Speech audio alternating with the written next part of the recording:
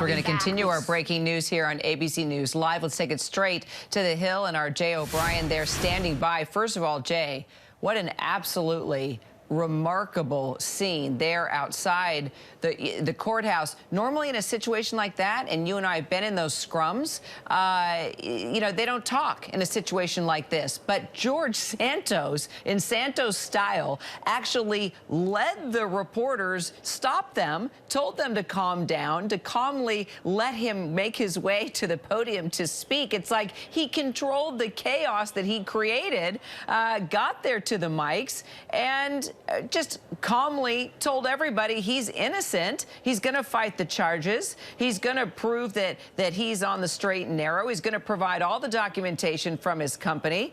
You tend to wonder what kind of world this man is living in. I mean, this was incredible to watch. Well, the images you're seeing on your screen are what George Santos's reality has been here on Capitol Hill since he became a member of Congress, since January, if not before. Big packs of reporters following him around, asking him some of the most basic questions. Do you regret lying? What is your real legal name? Et cetera, et cetera. Then, when the gaggle begins officially and Santos starts to make his statement, you see our own Rachel Scott, my colleague up here on Capitol Hill, our senior congressional correspondent, ask Congressman Santos point blank, in essence, why did you apply for pandemic unemployment assistance or pandemic assistance writ large if you had a job? And he says, that is part of my defense. I will answer that question. Then he doesn't answer the question, Karen. Let's take it to our senior congressional correspondent, Rachel Scott, who is there. Rachel, it was quite entertaining to watch you chase Santos down to the very moment where you got the first question. You were able to ask him that one thing that we wanted to know is really, how has he had just the guts to do what he has done? He still tells you he's innocent. He still says that he is innocent, Kira, and that was quite a circus as he made his way out of the courtroom, out of the courthouse, down those steps to the podium. It is one of the big questions, and is honestly previously unknown, that Congressman George Santos, according to federal prosecutors, not only applied for unemployment benefits during the height of the pandemic, but received them, nearly $24,000 in unemployment benefits when he actually had a job, according to prosecutors, making $120,000 a year.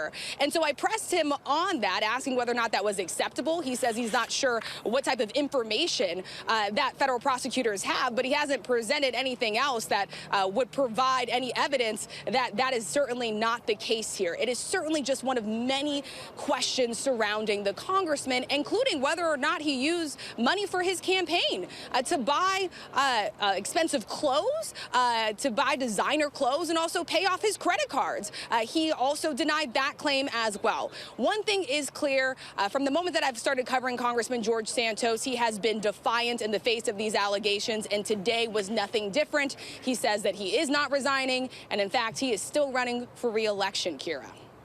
Which is just remarkable, because you wonder how Rachel, he is even going to garner support for a re-election. I mean, we're talking about campaign finance fraud, taking money from donors and people that believed in him and spending it on himself. If he thinks he's going to run again, I mean, it's really hard to understand where he thinks this is going to go. How is he going to get people to believe what he's saying when the paperwork is there? The paper trail has come to light.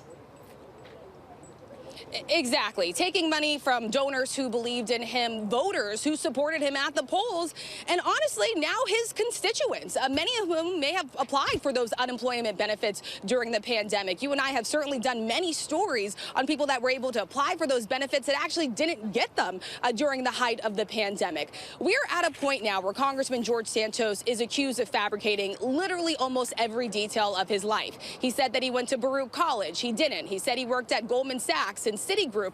He did not. He said that his grandparents were survivors of the Holocaust, that his mother survived the 9/11 attack. That wasn't true as well. And while those are the allegations that certainly brought a lot of scrutiny to Congressman Santos, it is precisely the money that is placing him in even more legal jeopardy right now. And federal prosecutors have been on this very quickly following that money trail. And what it ended up in today was a 13-count indictment where he could be possibly facing 20 years behind bars. But none of this, Kira, bars him from continuing to serve in Congress. In fact, it is likely that Congressman Santos will leave New York, head right back down to Capitol Hill because the House is still in session. He'll continue to operate like a normal member of Congress, going into the House chamber and voting, because what it would require is either him stepping down, which he said that he is not going to do, or a 2/3 majority vote in the House in order to kick him out of office. And right now, House Speaker Kevin McCarthy has made it clear he's waiting to see how all of this plays out in the courts before he calls for his resignation, Kira. Incredible work today, Rachel. Let's take it to Chief Washington correspondent Jonathan Karl. He may not resign, but John Karl, he is under some serious pressure right now. He is, but Kira, look at the guy. I mean, did he look like somebody that was under pressure? I mean, the way he walked out of that courthouse and, you know, kind of traffic directed the press corps where to go and went up. I mean, he seems to be somebody who is utterly unconcerned. He tried to even be polite to the press that was running after him. It's a strange circumstance. He is under a lot of legal pressure. This is a very serious series of indictments. He is under a lot of political pressure, particularly from Republicans in the state of New York, many of whom have come out and roundly denounced him and called on him to resign. But to Rachel's point, the only thing that can force him out of Congress right now would be a vote of the House to expel him. I don't see that happening while he is indicted but not convicted. I think it is quite likely it would happen if he were to get convicted. These trials take some time.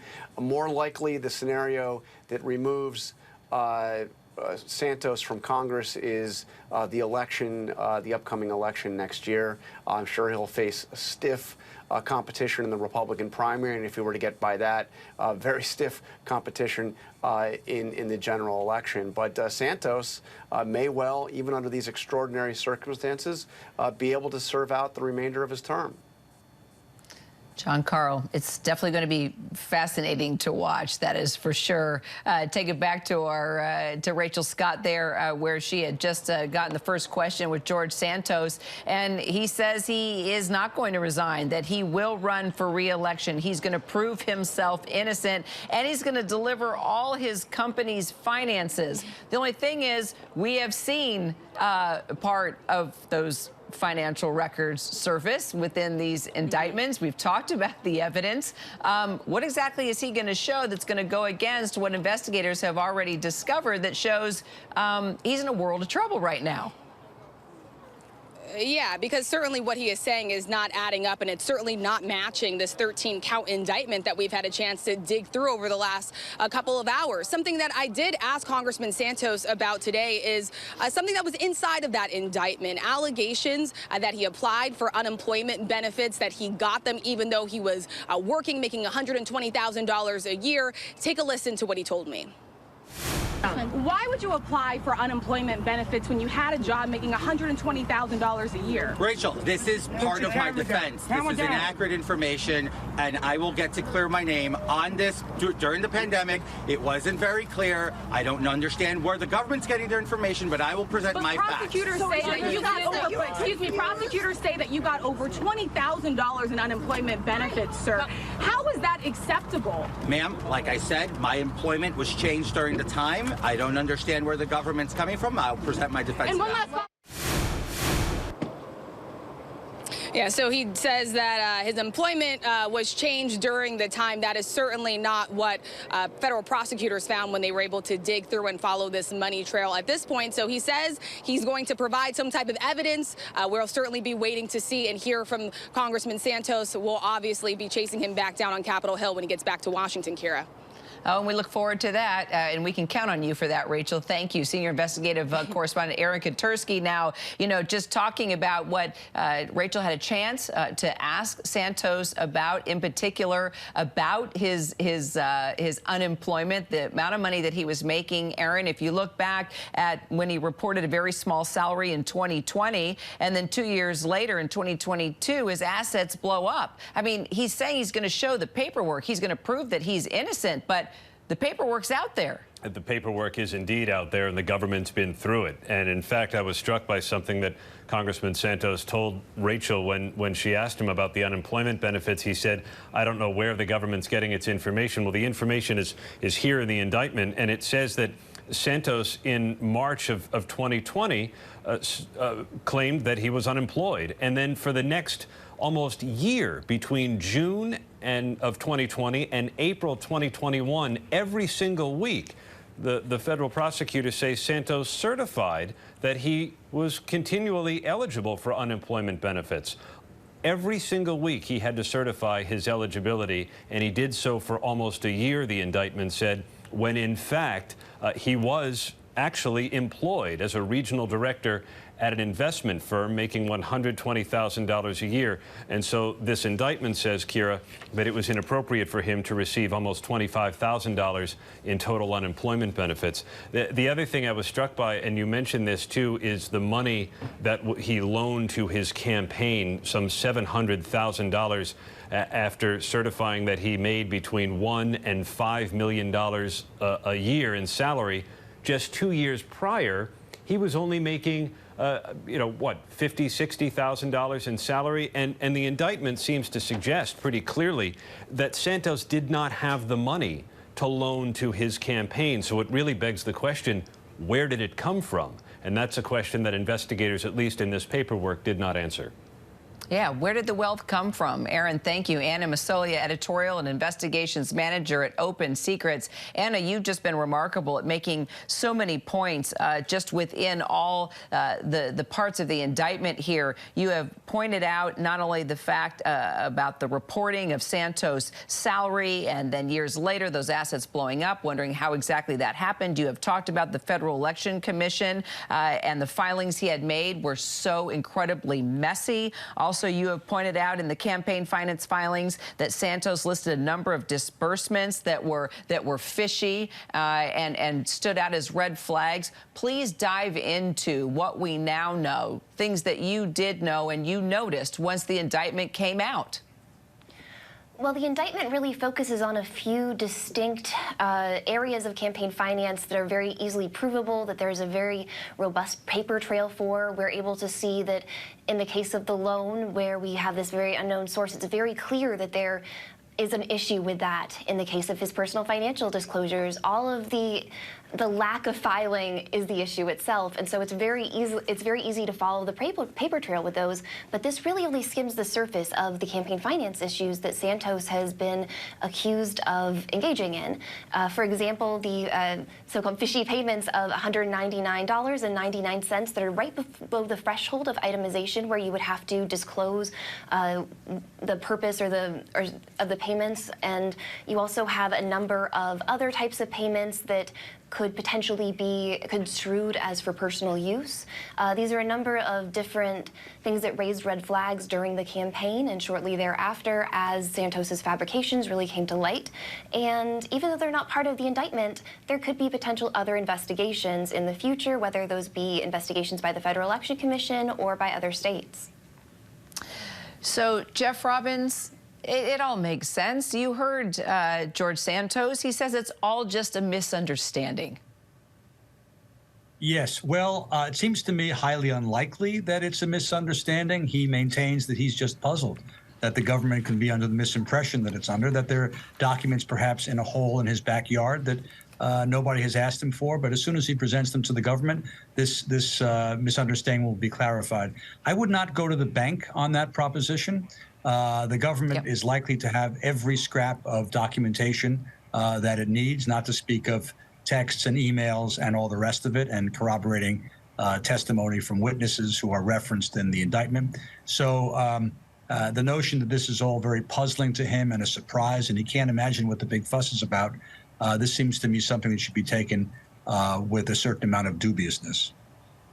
ABC News' Olivia Rubin, one of our producers, was inside that courtroom. Olivia, just let me tell you, we saw plenty of color outside the courtroom. I don't think you can beat that scrum. But when you were inside the courtroom, a lot more calm, a lot more quiet. And I guess we sort of expected to see what we did. However, it was very interesting. You were there in the middle of it, how he just sort of, Santos orchestrated everybody and that crowd right up to the mic so he could say what he wanted to say, and that was that he's innocent. Exactly. That's exactly what we saw outside here, Kira. The congressman could barely actually get to that podium that was set up for him. He was completely mobbed with everyone waiting to hear exactly what he was going to say. Of course, defiant that he will be back in D.C. for votes tomorrow. But inside that courtroom, Kira, like you mentioned, constant little signs of a congressman under arrest.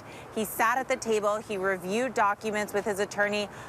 A line, actually, of investigators was seated behind him. You could actually see them holding the congressman's passports in their hands. So again, every little signal here that despite he is going back to D.C. tomorrow, he is set on his re-election campaign, but inside of that courtroom pleading not guilty to those charges. I will also point out when he's at that table, Kira, he's reviewing documents with his attorneys. They are going through page by page, incredibly diligent, and you could see what appeared to be what was a mugshot on one of those pages. It was the congressman. It was a photo of him. He had the same glasses on, what appeared to be he was wearing in the court. So a very different scene, as you said, Kira. Outside here, a defiant congressman. Inside, one under arrest. And Olivia, of course, details on the bail. If you could just remind us, he'll have an ankle monitor. He can travel locally. Just, if you don't mind, going over now at what we should be paying attention to. Absolutely. So he will not have that ankle monitor. That is something he will not have. He was released on that $500,000. He will not. That's correct. He was released on that $500,000 bond. Of course, important to note here, Kira, there are actually 3 individuals, as prosecutors laid out, that will be sort of backing that bond, that are supporting that bond. We do not know who they are. They were not disclosed. Other parts of his bond, he has surrendered his passports, as investigators said. And of course, those restrictions on his travel. He is free to move about those areas that he's always in. That's New York City, that's Long Island, that's Washington, D.C. But anything outside of that, Kira, prosecutors were very clear that travel needs pre-approval. And that is what is so interesting here. The question on everyone's mind, will the congressman resign? Will he push forward? His attorney getting up and saying, you know, he has a re-election campaign going on. He has already announced he needs to be free to move around and to work for those activities. So those are the conditions potentially interfering here with that re-election bid. All right, Olivia, thank you so much. Saurav Ghosh, Director of Federal Campaign Finance Reform at Campaign Legal Center, has been with us throughout the morning and afternoon. I first just want to get your reaction to what you saw outside that courtroom. And you already made the point, Saurav, that you have just been astounded that someone would be able to do what he did and think he could get away with it. I'm curious what you're thinking now as he came to the mics and said he's innocent. He's not going to resign. He's going to run for re-election, and that he's got the documentation to prove that he's legit, his company and all. Right. I mean, I think he's delusional. I think the kinds of charges that have been brought against him, as has been said, they are based on a paper trail, and this is a very detailed indictment with really shocking allegations of brazen criminality. So it perhaps is very on brand for George Santos to be defiant, and certainly it may play in a certain political angle to call the whole thing a witch hunt. But the difference here is that prosecutors have done their diligence, and they have put forth a very detailed complaint. And I think, you know, one of the areas that really is most shocking is the idea that while he was asking, you know, donors to support him, to give money to not only his campaign, but to give money to this other entity, a company he'd set up, and which he claimed would be spending money on behalf of his campaign. That itself, by the way, is a violation of federal campaign finance laws. But the shocking thing about it is that prosecutors allege he had no intention of ever using that money to actually help win office, that he was actually immediately then moving that money into personal accounts and paying for personal luxury items with it. So someone who has blatantly stolen from and exploited his own campaign donors, I think he's delusional if he thinks he's going to actually win re-election. Saurav, thank you. Well, let's take it straight to the Hill. Our Jay O'Brien is there. Jay, is anybody on the GOP side responding to this and showing any kind of support for George Santos? Because if somebody doesn't say something at this point, isn't that just a reflection on GOP leaders right now at a pretty important time as we move into election year? Well, not outright support, Kira, but one of the things we are seeing from House GOP leadership is a support for George Santos in the sense that they are not calling for him to resign and they're not calling for a vote to expel him from the House. Our colleague, Catherine Faulders, asked Speaker Kevin McCarthy earlier today about the specific charges that are laid at Santos's feet. Wire fraud, those fraudulent statements that he allegedly made to the House, et cetera, et cetera.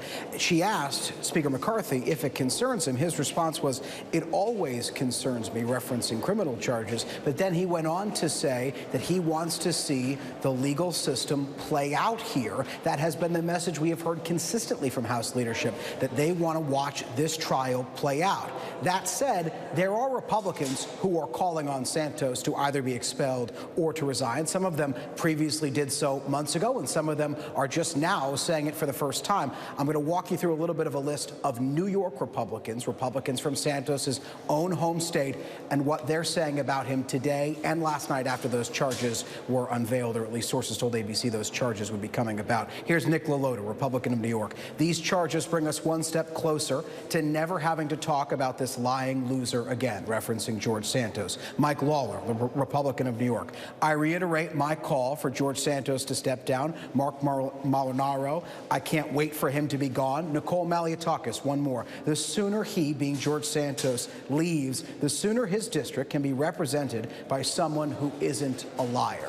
Those are Republicans from George Santos's own home state calling for him to leave the United States House of Representatives, either to resign or to be expelled. But as you know, Kira, it takes 2/3 to expel anyone from the House. That is something that House Republican leadership would have to be behind. And what they have been saying consistently again is that they want to watch this trial play out, which could be a lengthy process. Well, stay tuned. Let's see if indeed they stick to that. Senior investigative correspondent Aaron Katersky, what's next? The next date that George Santos has to be in court is June 30th. And at that point, Kira, I would expect the judge would set a schedule to file motions, and he can try to get some of the charges dismissed if he wants, or make some other motions as this case moves forward. But I would also expect the judge at that next hearing in June to try and set some kind of a trial schedule.